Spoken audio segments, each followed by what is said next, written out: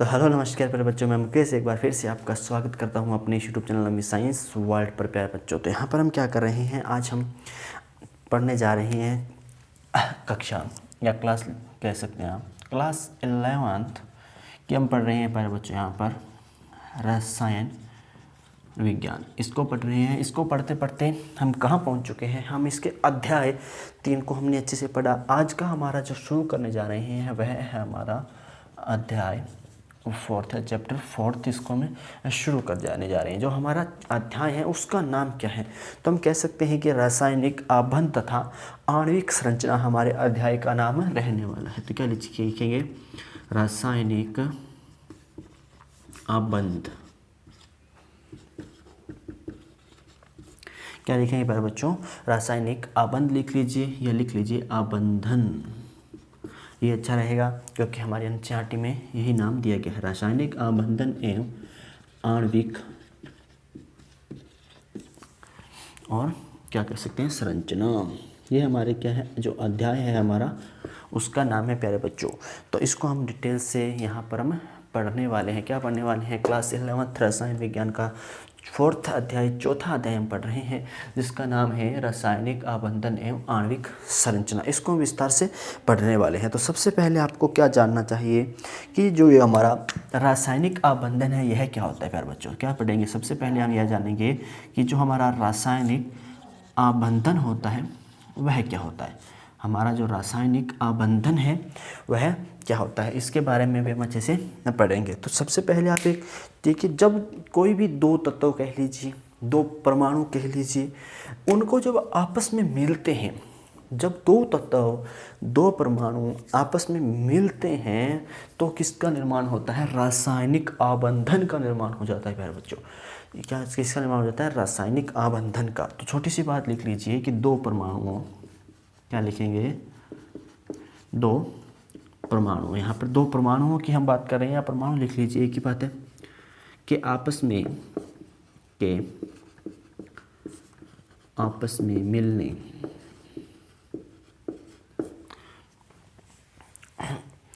मिलने लिख लीजिए या मिलना लिख लीजिए, का आपस में मिलना लिख लीजिए। दो परमाणुओं का आपस में मिलना ही हम क्या कह सकते हैं, रासायनिक आबंध कह सकते हैं। एग्जाम्पल के रूप में हम क्या ले लेते हैं, सबसे पहले आयन ले लेते हैं, आयनों के अंदर मिला के देख लेते हैं। आपको पता होगा एक साधारण सा सूत्र है नमक का। नमक का फॉर्मूला क्या होता है प्यारे बच्चों, NaCl, सोडियम क्लोराइड, ठीक है, NaCl होता है, सोडियम क्लोराइड के नाम से हम इसे जानते हैं। तो हमें पता है जो हमारा सोडियम होता है उसके अंदर जो इलेक्ट्रॉनों की संख्या होती है वह कितनी होती है प्यारे बच्चों, यहाँ पर 11 होती है। इलेक्ट्रॉनों की संख्या कितनी होती है प्यारे बच्चों, यहाँ पर 11 होती है। तो आप इसको आवर्स लिख लीजिए। क्या इसके कक्षकों में जब व्यवस्थित करते हैं 2, 8, 1, तो 72 कक्षा में कितने इलेक्ट्रॉन होता है, 1 इलेक्ट्रॉन होता है। तो यह क्या करता है, यह कोशिश करता है कि अपनी जो इलेक्ट्रॉनिक विन्यास है उसको स्थायी कर ले, या फिर कह सकते हैं अक्रिय गैसों की अवस्था को प्राप्त कर ले। तो यह अक्रिय गैसों की जो अवस्था है उसको प्राप्त करने के लिए क्या करता है, अपना 1 इलेक्ट्रॉन डोनेट कर देता है। जब यह 1 इलेक्ट्रॉन डोनेशन करता है, 1 इलेक्ट्रॉन को डोनेट करता है, जो हमारा Na है वह किसके रूप में परिवर्तित हो जाता है, Na पॉजिटिव के रूप में परिवर्तित हो जाता है। अगर Na पॉजिटिव के रूप में परिवर्तित हो रहा है इसका मतलब क्या है, यह 1 इलेक्ट्रॉन दान कर रहा है। क्या है कि यह 1 इलेक्ट्रॉन क्या कर रहा है, दान कर रहा है। तो यहाँ पे हम क्या लिख सकते हैं, धनायन इलेक्ट्रॉन की यहाँ पर क्या हो रही है, कमी हो रही है। धनायन इलेक्ट्रॉन की यहाँ पर क्या हो रही है, कमी। आप यह देख सकते हो इलेक्ट्रॉन की यहाँ पर कमी हो रही है, इसलिए यह क्या है, धनायन है। धनायन क्यों है, ये एक लिख लीजिए, धनायन क्यों है, क्योंकि इलेक्ट्रॉन्स की यहाँ पर कमी है, इसने इलेक्ट्रॉन निकाल दिए हैं। उसी प्रकार से हम क्लोरीन को ले लेते हैं। क्लोरीन का हमें परमाणु क्रमांक क्या कह सकते हैं पता है, 17 नंबर पे आता है। आर सारणी में 17वां तत्व हमारा क्या होता है, क्लोरीन होता है। तो इसका जब इलेक्ट्रॉनिक विन्यास लिखते हैं तो 2, 8, 7 हमें प्राप्त होता है। इसमें देखिए जो 7 है, अगर इसको 1 इलेक्ट्रॉन मिल जाए तो यहाँ पे क्या हो जाएगा, 8। 1 इलेक्ट्रॉन किसका लेता है, जो ये सोडियम से जो 1 इलेक्ट्रॉन निकल रहा है, यहाँ पर जो सोडियम से यहाँ पर 1 इलेक्ट्रॉन डोनेट कर रहा है, सोडियम किसको दे रहा है, इस फॉर्मूले से आपको पता चल रहा है यह पॉजिटिव है, यह नेगेटिव है, ठीक है। तो ये अपना 1 इलेक्ट्रॉन क्लोरीन को दे देता है। सोडियम अपना 1 इलेक्ट्रॉन प्यारे बच्चों यहाँ पर किसको दे देता है, क्लोरीन को दे देता है। तो इसी कारण क्लोरीन पर क्या आता है, ऋणायन चार्ज आ जाता है, प्लस इलेक्ट्रॉन। यहाँ पे देखिए इसने इलेक्ट्रॉन डोनेट किया, डोनेशन दिया तो एक इलेक्ट्रॉन का यहाँ पे क्या हो रहा है, डोनेशन हो रहा है। यहाँ पे क्लोरीन नेगेटिव है क्योंकि इसके साथ इलेक्ट्रॉन क्या है, आकर के जुड़ रहा है। आप चाहें तो यहाँ पे नेगेटिव भी लिख लीजिए, इससे भी आप अच्छे से समझ सकते हैं। यहाँ पे नेगेटिव लगाया, इसका मतलब क्या है, इससे एक इलेक्ट्रॉन निकल गया, ठीक है। प्लस ही लिखते हैं क्योंकि हमें पता है जब भी हम अभिक्रिया करते हैं तो इसी प्रकार से दर्शाते हैं। तो आप यहाँ पे प्लस लिखिए, माइनस लिखिए, इससे कोई भी कम बात नहीं होने वाली। यहाँ पे क्या लिखेंगे, यह है क्या है, ऋणायन है। ऋणायन क्यों है, यहाँ पे इलेक्ट्रॉन की अधिकता है। क्या है, इलेक्ट्रॉन की अधिकता। ये एक बहुत ही बेसिक सी बातें आज की क्लास में हम सीखने वाले हैं, इसे पता होना चाहिए क्योंकि इसके बिना आप यहाँ क्या नहीं कर सकते।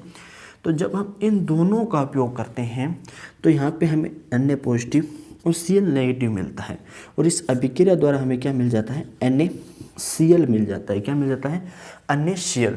अब जो इन दोनों के बीच में बंध बन रहा है, उस बंध को भी एक नाम दिया गया है। उस बंध को क्या कहते हैं, वैद्युत आकर्षण बल, या बंध कह लीजिए, विद्युत आकर्षण बल इन दोनों के मध्य क्या करता है, कार्य करता है। प्यारे बच्चों, विद्युत आकर्षण बल इन दोनों के मध्य एक कार्य करता है, जिसके कारण यह दोनों अपने आयनों का, कह सकते हैं अपने इलेक्ट्रॉनों का डोनेशन करते हैं, और इस प्रकार की एक संरचना हमें प्राप्त हो जाती है। इस प्रकार से हम कह सकते हैं कि हमें नमक प्राप्त हो जाता है। यहाँ पर हमें NaCl कह सकते हैं, नमक कह लीजिए, कुछ भी कह लीजिए, हमें क्या हो जाता है, यहाँ पर इस चीज़ की प्राप्ति हो जाती है। प्यारे बच्चों, तो इस चीज़ को हमें अब बहुत ही अच्छे से समझना है, बहुत अधिक यहाँ पर ध्यान देना है। इसी के साथ हम एक और एग्जाम्पल यहाँ पर ले लेते हैं, ये थोड़ा सा अलग है, इससे आगे लिखना चाहे तो अपनी नोटबुक में यहाँ पर नोट कर सकते हैं। अब हम बात कर लेते हैं परमाणुओं की। परमाणु, यहाँ पे हमने किसने बात की, आयनों की बात की थी, यहाँ पे हम किसकी बात कर रहे हैं, परमाणु की। हमारे पास यहाँ पे क्लोरीन के 2 परमाणु हैं। क्लोरीन के 2 परमाणु हैं, तो आपको पता है क्लोरीन का इलेक्ट्रॉनिक विन्यास क्या होता है, यहाँ पे लिखा हुआ है 2 8 7। अगर ये बाहर, अब यहाँ पे क्या करें, अगर ये एक एक इलेक्ट्रॉन का साझा कर लें, ये इलेक्ट्रॉन इसका भी है, इसका भी है, जो क्लोरीन आपस में बंध बना रहा है, यह इलेक्ट्रॉन यह भी उपयोग कर रहा है अपने इस इलेक्ट्रॉन का, यह क्लोरीन भी उपयोग कर रहा है, दोनों अपने एक दूसरे के इलेक्ट्रॉन्स का यहाँ पर क्या कर रहे हैं प्यारे बच्चों, उपयोग में ले रहे हैं, उपयोग कर रहे हैं। जब दोनों एक दूसरे के इलेक्ट्रॉनों का उपयोग करते हैं तो हमें क्या प्राप्त हो जाता है, Cl2 प्राप्त हो जाता है, क्लोरीन गैस प्राप्त हो जाती है यहाँ पर प्यारे बच्चों। तो दोनों एक दूसरे के इलेक्ट्रॉन्स को यहाँ पर प्राप्त कर रहे हैं। जब इस प्रकार का बंध बनता है उसे क्या कहते हैं, सहसंयोजक बंध। सहसंयोजक बंध के नाम से हम इसे बुला सकते हैं। इसी प्रकार से एक और उदाहरण ले लेते हैं। हमारे पास क्या है, हाइड्रोजन। हाइड्रोजन हमें पता है, हाइड्रोजन में क्या होता है, एक ही इलेक्ट्रॉन होता है, एक इलेक्ट्रॉन होता है। तो ये दोनों के पास एक एक इलेक्ट्रॉन है, तो यह भी इसके साथ साझा करता है, H2 का निर्माण करता है। यहाँ पे भी क्या बन गया, सहसंयोजक बंध का निर्माण हो जाता है। तो इस प्रकार के जो बंध बनते हैं इसे हम क्या कह सकते हैं, परमाणु के आबंधन। क्या कह सकते हैं प्यारे बच्चों, परमाणु के आबंधन। दोनों के परमाणु एक दूसरे से क्या कर रहे हैं, यहाँ पर आबंधन कर रहे हैं। क्या कर रहे हैं, आबंधन कर रहे हैं। इस चीज़ को हमने अच्छे से समझा, डिटेल से समझा। हमने क्या समझा, रासायनिक आबंधन को हमने पहले देखा कि रासायनिक आबंधन 2 परमाणुओं का आपस में मिलना क्या है, यहाँ पर रासायनिक आबंधन हो सकता है। एग्जाम्पल के रूप में सबसे पहले हमने आयनों को लिया। आयनों में हमने क्या देखा, हमने देखा सोडियम को लिया और सोडियम के साथ क्लोरीन, दोनों ने मिलकर क्या बना लिया प्यारे बच्चों, यहाँ पर NaCl का निर्माण किया। किसका निर्माण किया, NaCl, सोडियम क्लोराइड का यहाँ पर निर्माण किया। किस प्रकार से यहाँ पे धनायन बन गया, ऋणायन बन गया, हमने अच्छे से सीखा। उसके बाद हमने क्या सीखा, हमने परमाणुओं को लिया, क्लोरीन के परमाणु लिए, हाइड्रोजन के 2 परमाणु लिए, इन्होंने आपस में ही बंध बनाए, सहसंयोजक बंध का निर्माण किया और Cl2H2। इस प्रकार से हमने कह सकते हैं कि प्राप्त हो गए परमाणु के आबंधन यहाँ पर प्राप्त हो रहे हैं। तो इस चीज़ को हमने डिटेल से पढ़ा। तो जल्दी से क्या कीजिए, इसको नोट कीजिए, फिर अपने आगे बढ़ते हैं।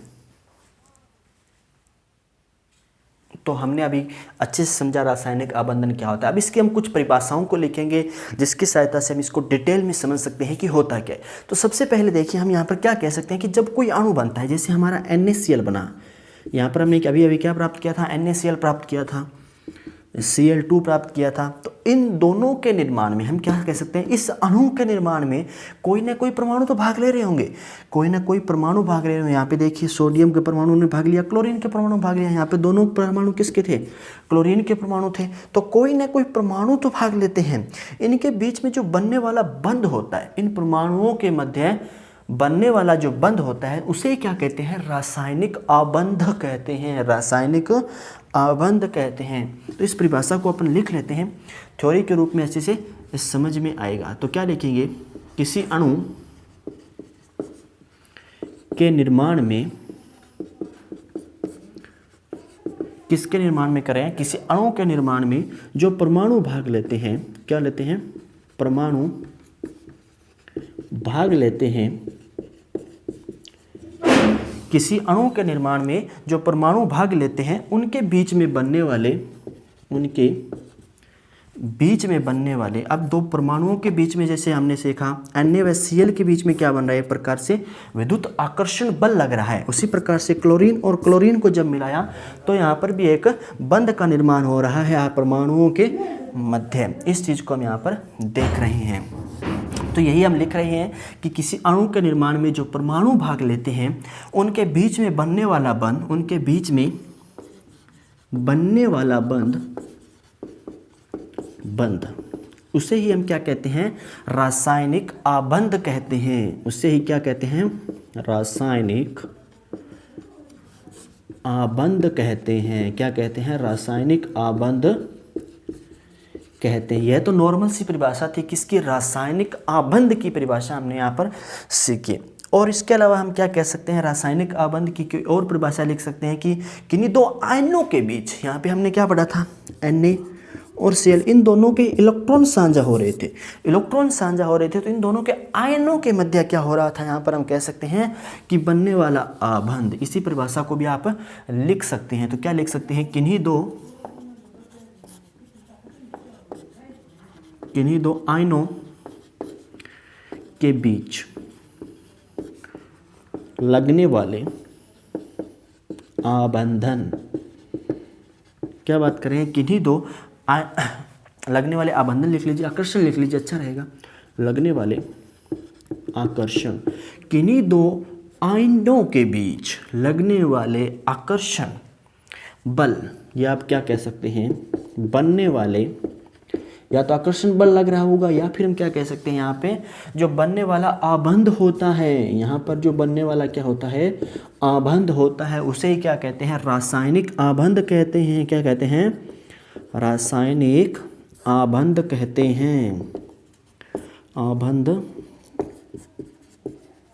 यह कुछ हमारी महत्वपूर्ण परिभाषा है। किसके बारे में प्यारे बच्चों, यहाँ पर रासायनिक आबंध के बारे में, क्योंकि इसको डिटेल से हम पढ़ेंगे तो इसके बारे में बेसिक बातें हमें पता होनी चाहिए। अगर इसके बारे में हमें बेसिक नॉलेज नहीं है ना, तो हम इसको पूरे विस्तार से, पूरे अच्छे तरीके से सीख नहीं पाएंगे, समझ नहीं पाएंगे। इसी तरह से आप क्या कह सकते हैं कि जो कोई दो परमाणु होते हैं उनके बीच अगर हम बात करें कि जितनी अधिक ऊर्जा होगी, परमाणुओं के पास जितनी अधिक ऊर्जा होगी, जो फिर वह जो जितना अधिक जो बनने वाला हमारे पास परमाणु होगा, जैसे NaCl है, इन दोनों के पास बहुत अधिक ऊर्जा है, तो यह क्या होगा, अस्थायी होगा। अगर इनके पास ऊर्जा की कमी है तो यह क्या होगा, अस्थायी होगा। यह चीज़ भी आप क्या कर सकते हैं, नोट कर लीजिए कि कोई भी ये छोटी छोटी बातें बहुत अधिक काम की होती हैं परमाणु, तो इनको नोट करना आवश्यक होता है। जितना अधिक क्या होता है, कोई भी परमाणु जितना अधिक ऊर्जावान होगा, अधिक ऊर्जा होगी, जितना अधिक ऊर्जावान होगा वह उतना अधिक क्या होता है, अस्थायी होगा, वह उतना अधिक अस्थायी होता है।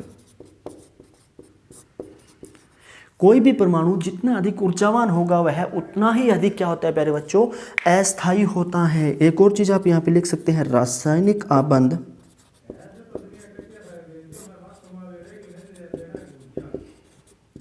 जो रासायनिक आबंध होते हैं उनके द्वारा जो अस्थायी ऊर्जावान परमाणु बनता है वह स्थायी ऊर्जा को प्राप्त करना चाहते हैं। या क्या चाहते हैं कि हम स्थायी हो जाएं, बस कैसे भी करके हमें क्या हो जाए, हम स्थायी हो जाएं, हम अस्थायी ना रहें। तो क्या लिखेंगे, रासायनिक आबंधन के द्वारा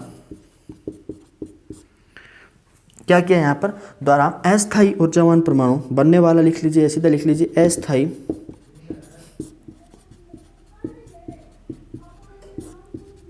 ऊर्जावान परमाणु। क्या लिख रहे हैं, रासायनिक आबंधन के द्वारा अस्थायी ऊर्जावान परमाणु स्थायी ऊर्जा को प्राप्त करना चाहता है, स्थायी ऊर्जा को प्राप्त करना चाहते हैं। क्या करना चाहते हैं?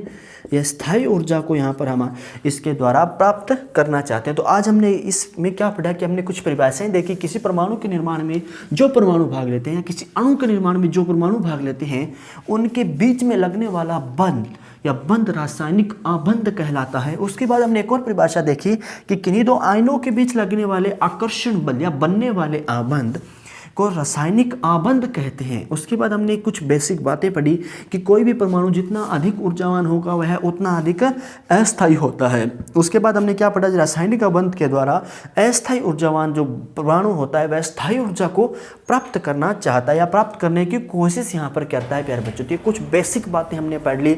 अब हम इसके बाद डिटेल से हमने चैप्टर को शुरू करने वाले हैं। ये बातें आपको पता होनी चाहिए। फिर हम चैप्टर को ऐसे बीच में अगर शुरू कर दें तो इसको पढ़ने में आपको उतना मज़ा नहीं आएगा जितना आपको मज़ा आना चाहिए। तो इसके लिए बातें आपको पता होनी चाहिए, बेसिक नॉलेज इसके बारे में आपके पास होना चाहिए मेरे बच्चों। तो इसको हमने अच्छे से देख लिया है। अब जल्दी से इसको आप नोट कीजिए क्योंकि यह बातें बहुत अधिक महत्वपूर्ण रहती है, एनसीईआरटी के महत्व से भी बहुत अधिक महत्वपूर्ण है। तो जल्दी से इसका नोट कीजिए। स्क्रीनशॉट लेना चाहिए तो स्क्रीनशॉट ले लीजिए। फिर हम इसको आगे शुरू करेंगे, इसको आगे बढ़ेंगे मेरे बच्चों। तो इसके बारे में, रासायनिक आबंध के बारे में एक और छोटी सी जानकारी जो आपको पता होनी चाहिए, इसके प्रकारों के बारे में हम यहाँ पर बात करने वाले हैं। तो क्या लिखेंगे आप? हेडिंग डाल सकते हैं यहाँ पर छोटी सी कि रासायनिक आबंध के प्रकार। क्या लिखेंगे? रासायनिक आबंध के प्रकार। हम रासायनिक आबंध के प्रकार देखें तो इसके मुख्य रूप से हम कह सकते हैं दो प्रकार के रासायनिक आबंध हमें मिलते हैं। अंतर परमाणविक पहला लिखेंगे, कौन सा? ऐसे लिख लेते हैं ताकि अपने को अच्छे से इसको डिटेल में सीख लें साथ साथ ही। दो प्रकार से होते हैं इस प्रकार से। तो पहले लिखेंगे अंतर परमाणविक रासायनिक आबंध। इसको दोबारा लिख लेते हैं, अंतर परमाणविक रासायनिक आबंध। सबसे पहले हम क्या देख रहे हैं? अंतर परमाणविक रासायनिक आबंध। उसके बाद जो दूसरा परमाणु है वह हमारा है अंतर आणविक। क्या है? अंतर आणविक रासायनिक आबंध। सबसे पहले हम देख रहे हैं अंतर परमाणविक रासायनिक आबंध, अंतर आणविक रासायनिक आबंध। इन दो प्रकार के रासायनिक आबंधों को हम यहाँ पर पढ़ने वाले हैं। तो सबसे पहले हम किसके बारे में जानकारी प्राप्त करेंगे? अंतर परमाणविक रासायनिक आबंध के बारे में जानकारी प्राप्त करेंगे। तो इस प्रकार से आप लाइन लगा लीजिए ताकि इसके प्रकारों को आप यहाँ पर लिख सकें। तो सबसे पहले हम लिख रखते हैं सहसंयोजक। सहसंयोजक ये किसका पहला प्रकार है? अंतर परमाणविक रासायनिक आबंध का पहला प्रकार है सहसंयोजक बंध। ठीक है। उसके बाद आप क्या देख सकते हैं? विद्युत आकर्षण या विद्युत संयोजन। ठीक है, तो लिख लीजिए विद्युत संयोजन, लिख लीजिए विद्युत संयोजक, या इसको एक और नाम से पुकारते हैं, या आप लिख सकते हैं आयनिक। क्या लिख सकते हैं यहाँ पर? आप लिख सकते हैं आयनिक आबंध भी कह सकते हैं, आयनिक बंध भी कह सकते हैं। तो लिखेंगे आयनिक बंध। आयनिक बंध, यहाँ पर आयनिक बंध भी इसे कह सकते हैं। इसके अलावा और प्रकार की बात करें तो धात्विक बंध भी हो सकते हैं। कौन से हो सकते हैं? धात्विक बंध। ये तो इसके कुछ प्रकार थे। अब हम देख लेते हैं अंतर आणविक। यहाँ पे हमने देखा अंतर परमाणविक, परमाणु, यहाँ पर अणु, अंतर आणविक, आयन मिल रहे हैं। तो यहाँ पे हमने सबसे पहले पढ़ेंगे वान डर वाल आबंध। वान डर वाल आबंध को देखेंगे प्यारे बच्चों, या बंद भी लिख लीजिए, वान डर वाल बंद लिख लीजिए, आबंध लिख लीजिए। इसमें कोई भी दिक्कत वाली बात है वो नहीं होती है। उसके बाद हम एक और देख सकते हैं हाइड्रोजन बंध बनता है। क्या होता है? हाइड्रोजन बंध। इसके बारे में उम्मीद करता हूँ आपको पता होगा, नहीं पता है तो हम सीख लेंगे, अच्छे से विस्तार से सीखेंगे। 11th में भी 12th में भी अच्छे से इसको देखेंगे। अंतर वान डर वाल बंध और अंतर हाइड्रोजन बंध को हम देखेंगे। तो इसके प्रकार के मध्य हम क्या कह सकते हैं कि एक और चीज़ यहाँ पे आप नोट डाउन कर सकते हैं कि जो अत्यधिक विद्युत ऋणायन तत्व होते हैं। क्या होते हैं? जो अत्यधिक विद्युत ऋणायन तत्व होते हैं उनके अणुओं के मध्य पद बनता है हाइड्रोजन बंध। ये चीज़ भी आप लिख सकते हैं, अगर लिखना चाहें तो क्या लिख सकते हैं? अत्यधिक विद्युत ऋणायन। अब अत्यधिक विद्युत ऋणायन के लिए आपको एक विधा बता चुका हूँ, फोन। ये फॉर्मूले को आपको लिखवा चुका हूँ कि फोन, तो फ्लोरीन, ऑक्सीजन, नाइट्रोजन, इनको मैं अच्छे से लिखा सकता हूँ कि अत्यधिक विद्युत ऋणात्मक क्या होता है? हमारा पास जो फोन है, सोडियम है, सोडियम होता है, सॉरी यहाँ पे यह होते हैं। तो ये चीज़ आप देख सकते हैं। अत्यधिक विद्युत ऋणात्मक तत्व अणुओं